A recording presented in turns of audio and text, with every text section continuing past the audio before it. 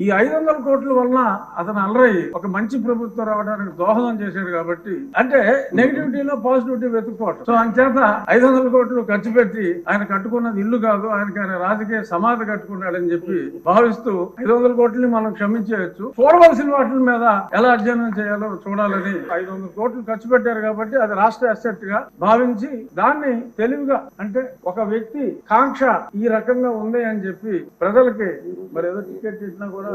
మాదిరిగా రికవర్ అవుతుంది, అద్దెకిస్తే ఏమి రావు, ఏడే గదులు. సో అంచేత దాన్ని ఒక మాన్యుమెంట్ గా ఉంచి ఒక నియంత కట్టుకుందాం అనుకున్న, ఒక పేదవాడు కట్టుకోవాలనుకున్న చిన్న గూడు ఇదని చెప్పి మనం దానికి ఒక టికెట్ పెట్టి ముంతాజ్ కోసం తాజ్మహల్ కట్టిన షాజహాన్ కి మరి ఇప్పుడు గుర్తింపు వచ్చింది. అలాగే దాన్ని మనం ఒక మాన్యుమెంట్ గానే వాడుకుని ఒక నియంత కట్టుకున్న చిన్న ఇల్లుగా మనం అభివర్ణించి దాన్ని ఎటువంటి కూల్చివేతలు లేకుండా చక్కగా సౌందర్యంగా దాన్ని మెయింటైన్ చేయాలని చెప్పి టూరిజం మంత్రి గారిని